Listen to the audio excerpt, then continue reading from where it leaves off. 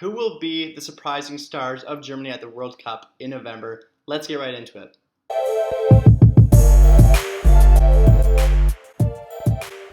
Welcome to Talking Bayern, the one-stop shop for Bayern Munich and German national team content on YouTube. Today I'll be going through my personal picks for who might be the underdogs and who might surprise at the World Cup in Qatar in 2022. Right off the bat, my clear pick has to be Jonas Hoffmann.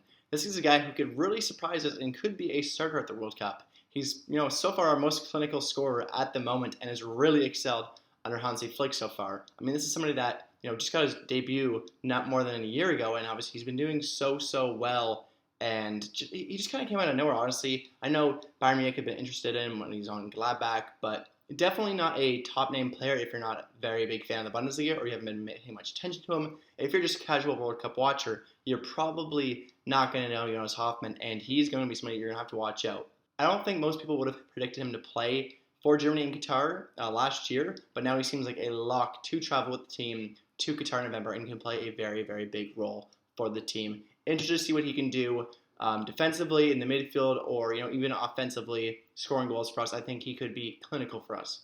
My next player is going to be David Raum, and honestly this is a player that in my opinion should be a starter for us at the World Cup. He's had the biggest breakthrough out of anyone in the Bundesliga last season. He's thriving for Hoffenheim, putting together excellent crosses after another and providing a plethora of goal scoring opportunities for his teammates, which is proved by his assist tally.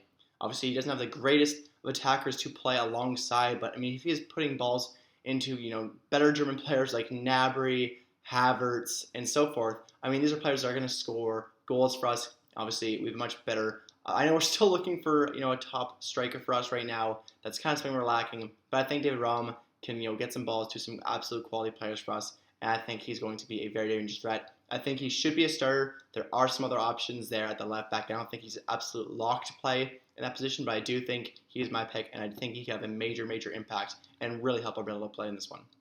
My next player is going to be Jamal Musiala, and he's going to be the number one on my list of underdogs to watch out for. If you watch him play, this won't be a surprise. You'll even ask me why he is an underdog, but it's because he receives so little playtime under Nagelsmann that he's sometimes forgotten about, and absolutely he should not be. I mean, through my match previews the whole year, I was basically begging Nagelsmann to play Musiala more, and finally when he got some more shine in the midfield of the season, he was doing so well on the ball dribbling. He's just such a special player, and you can just see it by watching him. And I think wherever he plays, as a cam, as a center mid, as a winger, it doesn't matter where he's going to play. He's going to be incredible. That's always what he does.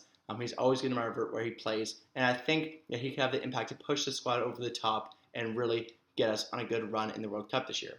Lastly, it's going to be Nico Schlotterbeck, a rising star in the Bundesliga last season. He's struggled a bit, honestly, so far for Germany. He's had his fair share of bad games in 2022, but he has shown absolute brilliance in the Bundesliga this year, especially in that Pokal final against Leipzig. He was a standout player, probably my man of the match in that game. And we need a standout defender in this World Cup. I think he could surpass names like Süle and Rudiger. Obviously, those are probably our main two biggest names in central defense, but I think Schlotterbeck has had an excellent year. I think I'm willing to, put aside his mistakes because I think he's been solid. Obviously, that pen he drew against England was not a penalty. It was offside and also not a penalty in my mind. A lot of people agree with that, even some England supporters. So I think it's going to be really interesting to see whether we do a 5-back or 4-back, but I think he should be in that squad.